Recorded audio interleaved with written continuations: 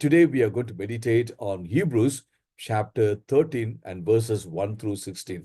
இன்றைக்கு நாம எபிரேயர் 13வது அதிகாரம் 1வது வசனத்திலிருந்து 16வது வசனம் வரை உள்ள வசனத்தை நம்ம தியானிக்க போகிறோம். I will read that first in English and then in Tamil.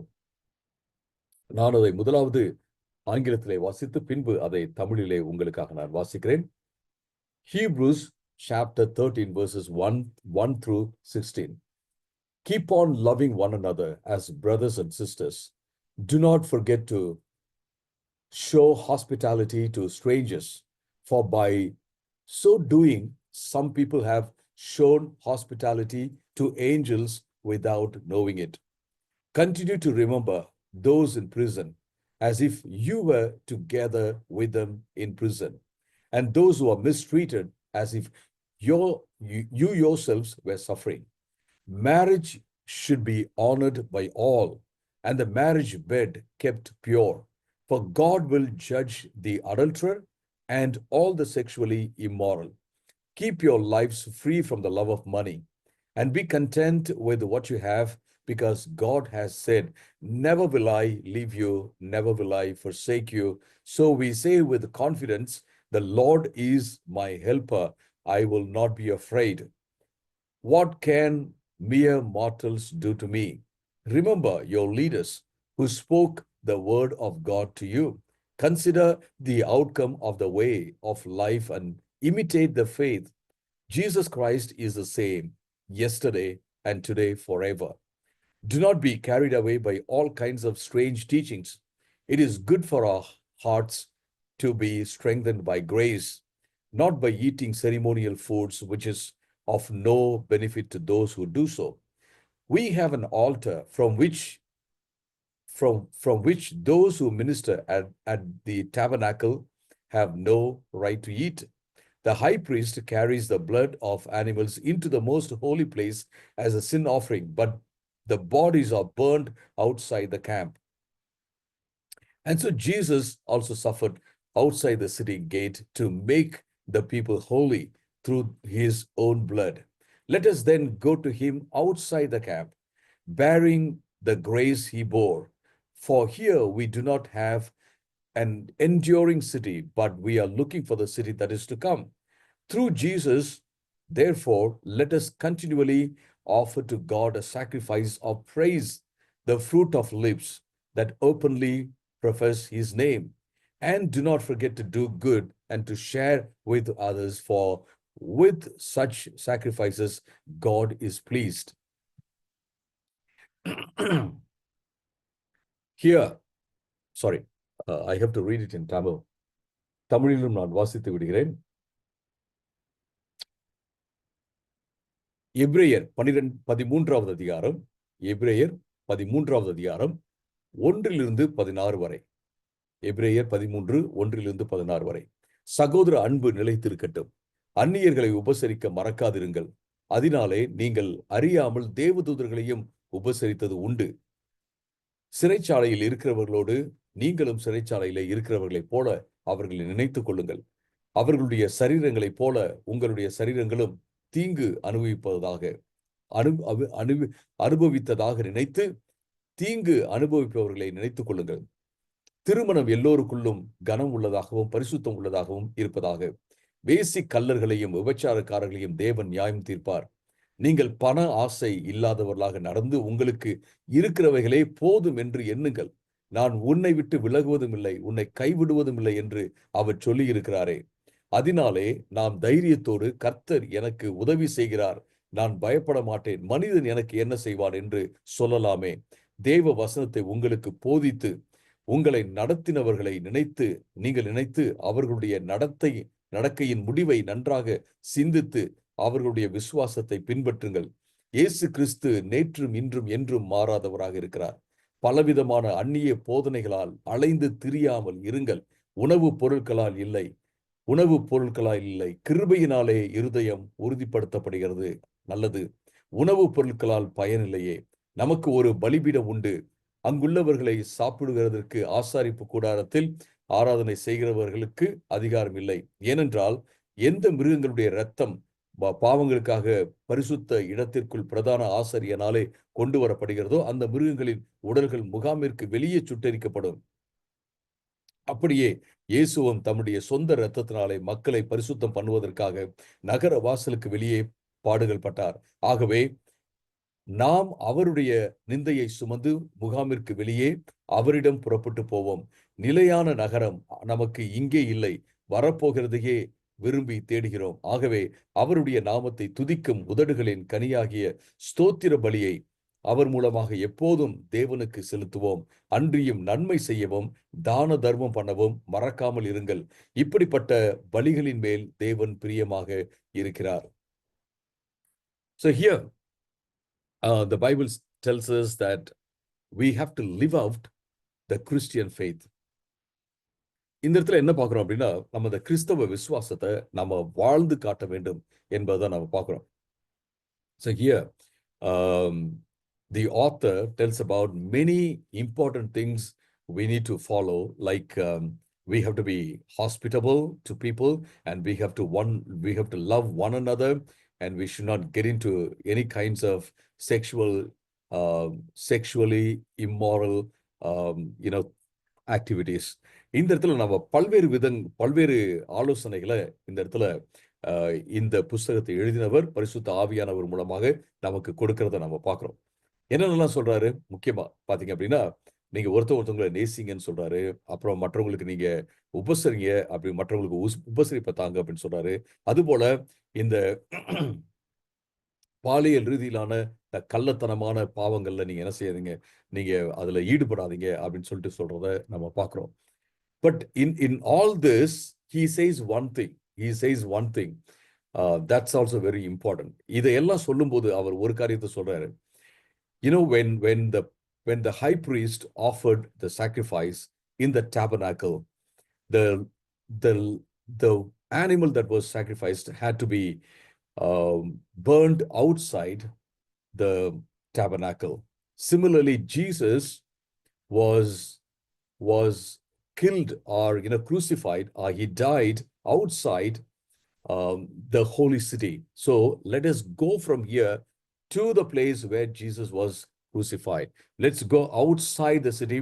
Let's go outside the tabernacle. That's what he says. இங்க இன்னொரு காரியத்தை என்ன சொல்றாரு அப்படின்னு கேட்டீங்கன்னா, அன்றைக்கு ஒரு மிருகத்தை அவங்க பலி செலுத்தினாங்க ஆசாரிப்பு கூடாரத்துல. ஆனா அந்த மிருகத்தை என்ன செய்வாங்க அப்படின்னா, ஆசாரிப்பு கூடாரத்துக்கு வெளியில தான் போயிட்டு அதை எரிப்பாங்க. அதே போல இயேசு கிறிஸ்து பரிசுத்த நகரத்துக்கு வெளியில தான் அவர் சிலுவையில் அறையப்பட்டாரு. எனவே நாம இந்த பரிசுத்த நகரத்துக்குள்ளேயே நம்ம இருக்க வேண்டாம், இந்த ஆசாரிப்பு கூடாரத்துக்குள்ளே இருக்க வேண்டாம். நாம என்ன செய்வோம், வெளியில நம்ம போவோம். இயேசு கிறிஸ்து எங்க சிலுவையில் அறையப்பட்டாரோ அங்க நம்ம போவோம், அங்கதான் நமக்கு பலிபீடம் இருக்கிறது அப்படின்னு சொல்றதை நம்ம பார்க்கிறோம். Why does he say this? He simply says, he uses this analogy to tell the people that we need to get out of the old covenant and then move into the new covenant. இது எதுக்கு சொல்றாரு அப்படின்னா, நம்ம பழைய உடன்படிக்கையிலிருந்து வெளியே போயிட்டு புதிய உடன்படிக்கைக்குள்ள நம்ம போய் அந்த புதிய உடன்படிக்கையில நம்ம வாழணும் அப்படிங்கிறத சொல்லிதான் அவர் சொல்றாரு. So with this as an important thing in this passage, he gives us many other instructions. நம்ம இதை முக்கியமான காரியமா வைத்துக்கொண்டு அவர் என்ன செய்யறாருன்னா, பல்வேறு மற்ற ஆலோசனைகளை அவர் தருவதை நம்ம பார்க்கிறோம். So as the people who are in the new covenant, we need to do many things. This is not an exhaustive list of things we need to do. நம்ம புது உடன்படிக்கையில் இருக்கிறவர்களாக நம்ம பல காரியங்களை செய்ய வேண்டும். இங்க இருக்கிறது ஒரு முழுமையான ஒரு பட்டியல் என்று நாம சொல்ல முடியாது. பட் ஒரு சில காரியங்களை அவர் சொல்றார், நம்ம என்ன செய்யணும் அப்படிங்கிறத சொல்வதை நாம பார்க்கிறோம். First of all, he says, love one another deeply. If you read verses 1 through 3, the Bible says in chapter 13 of Hebrews, the Bible says, love one another as brothers and sisters. நாம எப்படி முதலாவது இங்க என்ன சொல்றாரு அப்படின்னு கேட்டீங்கன்னா, நாம புதிய உடன்படிக்கையின் மக்களாக நம்ம ஒருவரை ஒருவர் சகோதர சகோதரிகளாக பாவித்து நாம அன்பு செலுத்த வேண்டும் என்று சொல்வதை நம்ம பார்க்கிறோம். இது ரொம்ப ரொம்ப முக்கியமான ஒரு காரியம். And he says, let us continue to love. நம்ம தொடர்ந்து நம்ம நேசிப்போம் என்று சொல்வதை நம்ம பார்க்கிறோம். If we do not love others, then we do not live in Jesus Christ. நம்ம மற்றவங்களை நேசிக்கல அப்படின்னா நம்ம வந்து இயேசு கிறிஸ்துக்குள்ள நம்ம வாழல அப்படின்னு தான் நம்ம சொல்ல முடியும். இது ரொம்ப முக்கியம். That is why in every communion service we tell the people that we do not have any kind of discrimination against anyone, and we do not have any kind of prejudices in the church. We need to treat each other equally, as equally valuable people. நம்ம சம அளவு தகுதி வாய்ந்தவர்களாக, தரம் வாய்ந்தவர்களாக, மதிப்பு உள்ளவர்களாக நம்ம ஒருவரை ஒருவர் நடத்த வேண்டும். நமக்குள்ள எந்த விதமான பாகுபாடுகளும் இருக்கக்கூடாது என்று நான் அடிக்கடி இந்த திருவிருந்து நேரத்தில் நம்ம சொல்றது ரொம்ப ரொம்ப இம்பார்ட்டண்டான ஒரு விஷயமா நான் கருதுறேன். Why do I say this is because when the problem which Paul is addressing in 1 Corinthians chapter 11 from verse 20 onwards, when he says you are participating in the Lord's Supper in an unworthy manner, he is not talking about smoking or drinking. Of course, we cannot smoke and drink and come and participate in the Lord's Supper, but there is something he is in trying to deal with. அந்த இடத்துல நீங்க 1 கொரிந்தியர் 11வது அதிகாரம் 20ல இருந்து நீங்க வாசிச்சு பார்த்தீங்க அப்படின்னா, 20ல இருந்து தான் நான் நினைக்கிறேன், நீங்க அங்கிருந்து வாசிச்சு பார்த்தீங்க அப்படின்னா, அங்க நீங்க அபாத்திரமாக பந்தியில பங்கு பெறக்கூடாது அப்படின்னு சொல்லும்போது அவர் வந்து நம்ம நிறைய பேர் நினைச்சுக்கிறோம், அதாவது புகைப்பிடித்து விட்டு அல்லது சாராயம் குடித்து விட்டு இதுல வந்து பங்கு பெறக்கூடாது அப்படின்னு நாம நினைச்சு நிறைய பேர் நீ வந்து புகைப்பிடிச்சிட்டு வந்து பங்கு பெறாத அப்படின்னு சொல்லுவோம். பட் புகைப்பிடிச்சிட்டு வந்து சாராயம் குடிச்சிட்டு வந்து இதுல பங்கு பெறணும் அப்படின்னு சொல்லல, அல்லது அது வந்து சாதாரண ஒரு காரியம் அப்படின்னு நான் சொல்ல. பட் அங்க வந்து இன்னொரு விஷயத்தை அவர் வந்து சொல்லிட்டு இருக்கிறாரு அப்படிங்கிறத நம்ம புரிந்து கொள்ள வேண்டும். If you read the whole passage, the whole text, this is what ball chase. this is the problem Paul is addressing there. Some people come before all the other people come, and they take the best of food that's arranged on the table and eat and leave almost nothing, or the leftover is there for the people to eat. But the people who come before them, eat the best of what is, laid on the table. நம்ம இங்க என்ன பார்க்கணும் அப்படின்னா, எல்லாருக்கும் இங்க ஒரு வீட்டு ஆராதனை போல இருக்கிறது. அந்த வீட்டு ஆராதனையில ஒரு சிலர்லாம் முன்னாடியே வந்து என்ன செய்றாங்க, வந்து சாப்பாடை சாப்பிட்றாங்க. பெஸ்டா என்னென்ன இருக்குதோ எல்லாத்தையும் அவங்க சாப்பிட்றாங்க. கொஞ்சம் பின்னாடி வரவங்களுக்கு அங்க சாப்பாடு இல்லாம போயிருது, அல்லது பெஸ்டானது இருக்கிறது இல்ல. So that is why Paul says, if you really want to be satisfied, if you want to eat to your satisfaction, go home and eat. If you're hungry, go home and eat. But when you come together, think about all the others. And that's the main issue he is dealing with. அங்க என்ன சொல்றாரு அப்படின்னா, உங்களுக்கு உண்மையிலே பசி திருப்தியா சாப்பிடணும் அப்படின்னா நீங்க வீட்டுல போய் சாப்பிடுங்க. நீங்க இங்க வரும்போது எல்லாருக்கும் சாப்பாடு இருக்கா அப்படின்னு யோசிங்க, எல்லாரையும் நீங்க மதிங்க அப்படின்னு சொல்றதை நம்ம பார்க்கிறோம் அருமையானவர்களே. And that is unworthy way of participating in the Lord's Supper. அதுதான் அபாத்திரமாக அதுல பங்கு பெறுவது. The general principle that we pick up from this is that we need to treat each other as they are equally worthy, equally valuable, and we need to respect them, we need to love them. That's very important. இதுல இருந்து நம்ம என்ன கத்துக்கணும்னா, அந்த பொதுவா அந்த இடத்துல வசனம் சொல்றது என்னன்னா, மற்றவங்களை நாம மதிக்க வேண்டும், மற்றவங்களை நம்ம அன்பு செலுத்த வேண்டும், நம்மளை நேசிக்கிறது போல மற்றவங்களை நேசிக்க வேண்டும் என்று சொல்வதை நம்ம பார்க்கிறோம். இது ரொம்ப important. So he says, love one another with brotherly love. அப்படின்னா சகோதர அன்போட நீங்க எல்லோரையும் ஒருத்தவங்க நேசிங்கன்னு சொல்றாரு. Then he says, be hospitable even to strangers. Even தெரியாதவங்க கூட நீங்க உபசரிப்பை நீங்க தாங்க அப்படின்னு சொல்றதை பார்க்கிறோம். Of course, we have to be very careful these days, but it doesn't mean that we should shun away people. We have to send the people away without even giving water, or without taking care of the basic needs if they are needy. நம்ம இன்னைக்கு வந்து மற்றவங்கள, அதாவது தெரியாதவங்களுக்கு நம்ம உபசரிப்பு தரணும் அப்படிங்கிறத நம்ம பார்க்கும்போது கொஞ்சம் இந்த காலத்துல நம்ம ஜாக்கிரதையாக தான் இருக்க வேண்டியதாக இருக்கிறது. ஆனாலும் ஆம், யாரையும் நம்ம தண்ணீன்னு கேட்டு வரவங்களோ, சாப்பாடுன்னு கேட்டு வரவங்களோ நம்ம அப்படியே அனுப்ப நம்ம தேவையில்ல. அல்லது நம்ம வீட்ட தேடி ஏதாவது ஒரு தேவையோட வருகிறவர்களுக்கு நம்ம ஒண்ணுமே தராம நம்ம அனுப்ப தேவையில்ல. we can help them in some way. Now, that's what it says. ஏதாவது ஒரு விதத்துல அவர்களுக்கு நம்ம உதவி செய்வது மிக மிக முக்கியமான ஒரு காரியம். And then it says, you know, you go and see or remember those in prison and think like, you know, you were also mistreated um, like them.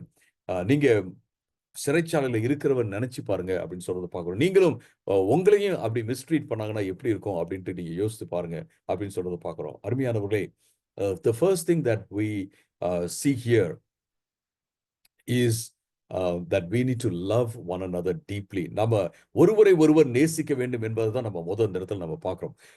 Love is not theoretical. It's active, consistent and empathetic. நம்ம அன்பு என்ன அப்படின்னு பார்க்கும்போது இது ஏதோ ஒரு ஒரு ஒரு தியரி மட்டும் கிடையாது. இது வந்து ஒரு கருத்து அப்படின்னு நம்ம சொல்ல முடியாது. அன்பு என்பது நம்ம செயல்படும் ஒரு காரியம். அது ஒவ்வொரு நாளும் சீராக செயல்படும் காரியம். அது மட்டுமல்ல, நம்ம மற்றவங்களுடைய உணர்வை புரிந்து கொள்ற ஒரு காரியத்துல இருந்து அது வருகிறது என்பதை நாம பார்க்கிறோம். Abraham was hospitable to strangers and the strangers happen to be angels அப்படின்னு நம்ம பார்க்கிறோம். ஆபிரகாம் வந்து தெரியாதவர்களுக்கு அவர் வந்து உபசரிப்பை கொடுத்தார். ஆனா அந்த தெரியாதவர்கள் யாரு அப்படின்னா அவர்கள் வந்து தேவதூதர்களாக இருந்தார்கள் அப்படின்னு சொல்லிட்டு நம்ம நம்ம பார்க்கிறோம். So it could be, you know, who knows, when you are helping a stranger, when you are giving food to a stranger, somebody in need, probably we are helping an angel, or we are being hospitable to angels. That's what the Bible says here.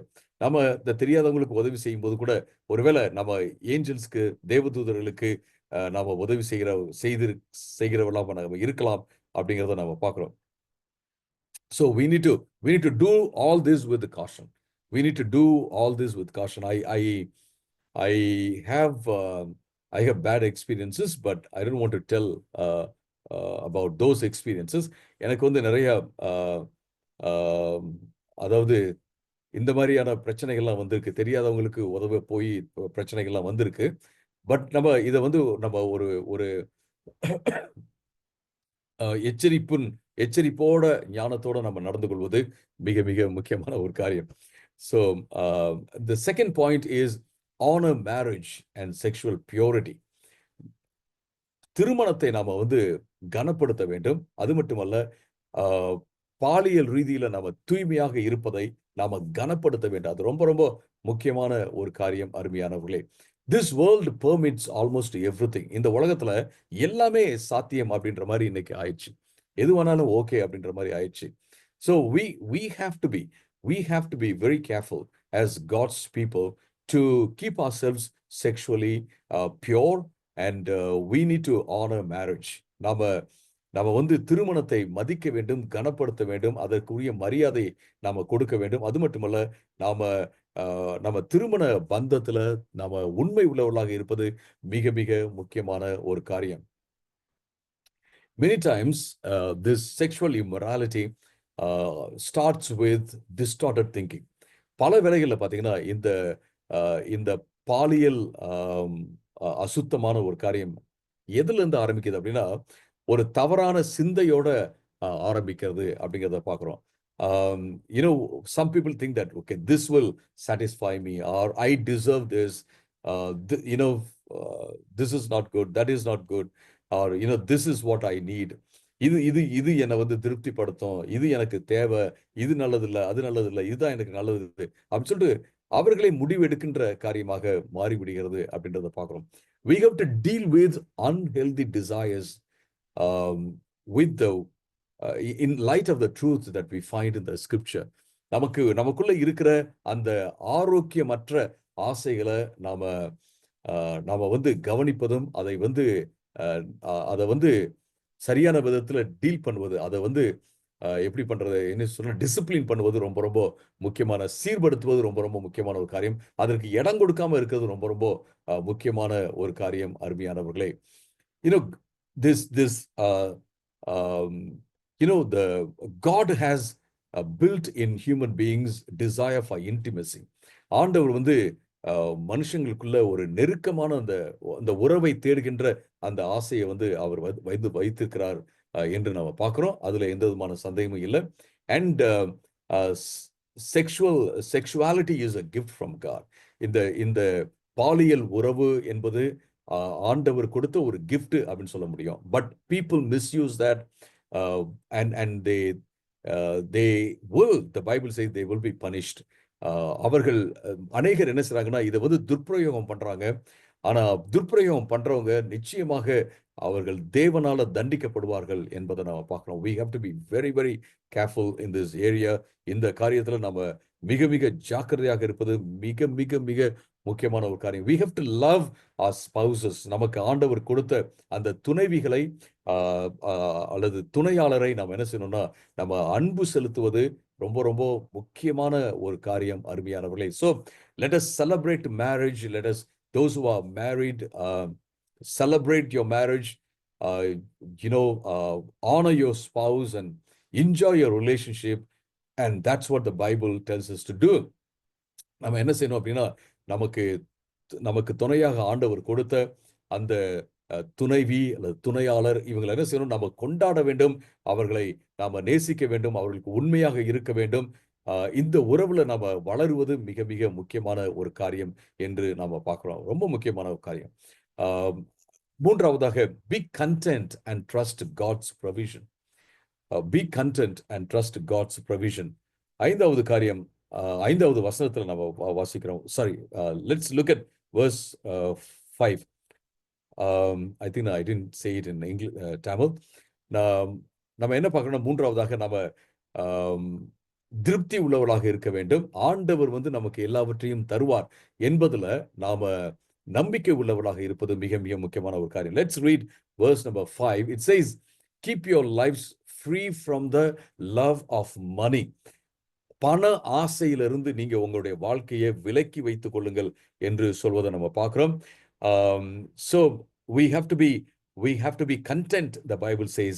இருக்கிறவைகளை போதும் என்று எண்ணுங்கள், because the Lord says, I will never leave you and I will not forsake you.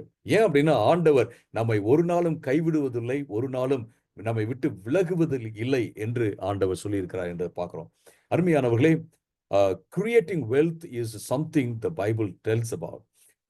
நம்ம வந்து பணத்தை சம்பாதிக்கிறது குறித்து வேத புஸ்தகம் நிச்சயமாக சொல்லுகிறது.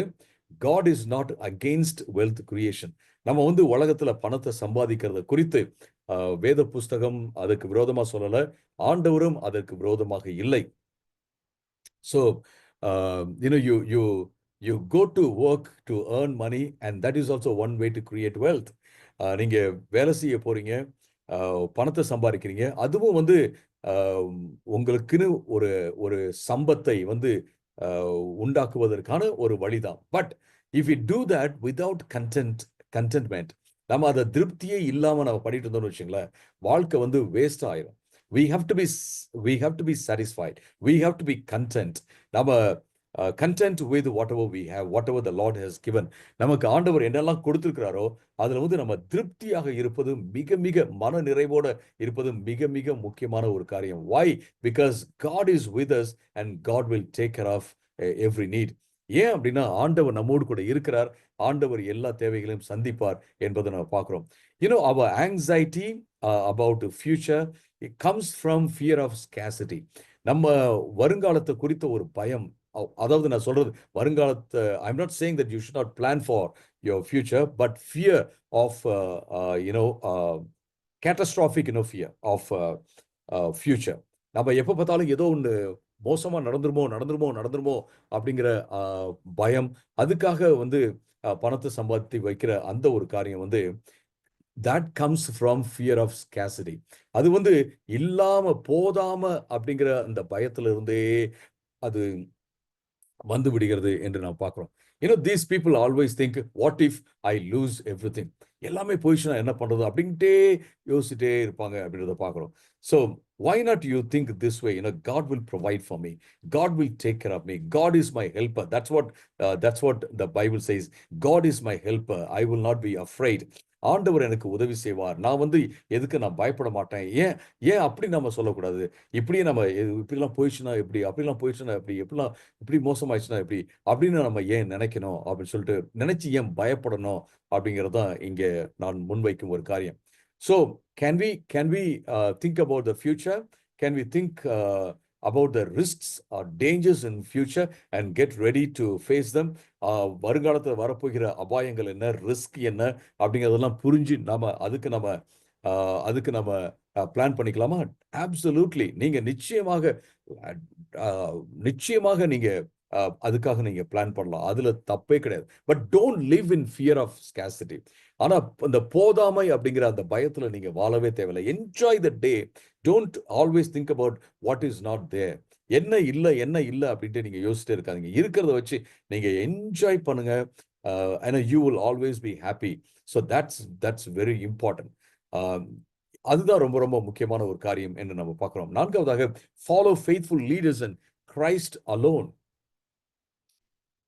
இந்த இடத்துல நம்ம என்ன பார்க்கறோம்னா, 4வதாக நல்ல உண்மை உள்ள தலைவர்களை நீங்க பின்பற்றுங்க. அது மட்டுமல்ல, இயேசு மட்டும் போதும். இயேசுவை நீங்க எல்லாத்துக்கும் மேல நீங்க பின்பற்றுங்க. இயேசுவை மட்டுமே பின்பற்றுங்க என்று சொல்வதை நம்ம பார்க்கிறோம்.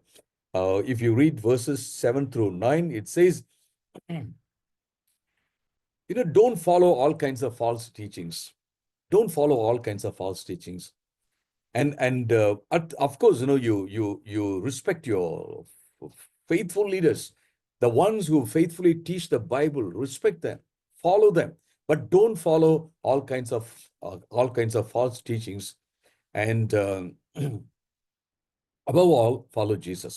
இங்க என்ன சொல்லப்படுகிறது அப்படின்னா, நீங்க இந்த தவறான போதிக்கிறவங்களை, கள்ள போதகர்களை, தவறான வழிநடத்துதல தருகிறவங்களை நீங்க பின்பற்றாதீங்க. ஆனா உண்மை உள்ள தலைவர்களை, உண்மை உள்ள போதகர்களை நீங்க பின்பற்றுங்க. முக்கியமா தலைவர்களை நீங்க பின்பற்றுங்க என்று சொல்வது பார்க்கிறோம். எல்லாத்துக்கும் மேல நீங்க இயேசு கிறிஸ்துவை பின்பற்றுங்க. ஏன் அப்படின்னா, இயேசு கிறிஸ்து நேற்றும் இன்றும் என்று மாறாதவராக இருக்கிறார். மனிதர்கள் மாறிவிடுவார்கள், ஆனா இயேசு மாறுவது இல்லை அப்படிங்கிறத நம்ம பார்க்கிறோம். Today I see people, Christians not rooted in God's word. இன்னைக்கு நிறைய கிறிஸ்தவர்கள் தேவனுடைய வார்த்தையில வேரூன்றி இருக்கிறது இல்லை அப்படின்றத பார்க்கிறோம். If somebody says this, they just follow that. If somebody says this, they follow that. If somebody says that, they follow that. That's not how we should be. இன்னைக்கு நிறைய பேர் கிறிஸ்தவர்கள் என்னன்னா, இவர் இதை சொன்னார்னா அதை ஃபாலோ பண்ணுவாங்க, அவர் அதை சொன்னார்னா அதை ஃபாலோ பண்ணுவாங்க, அடுத்தவர் இன்னொரு சொன்னார்னா அதை ஃபாலோ பண்ணுவாங்க. We should not be like that. அப்படி நம்ம இருக்கவே கூடாது. We have to do our own learning. நாம சொந்தமா படிச்சு வேத புத்தகத்தை படிச்சு தெரிஞ்சுக்கிறது, ஆராய்ச்சி பார்க்கறது ரொம்ப ரொம்ப முக்கியமான ஒரு காரியம், அருமையானவர்களே.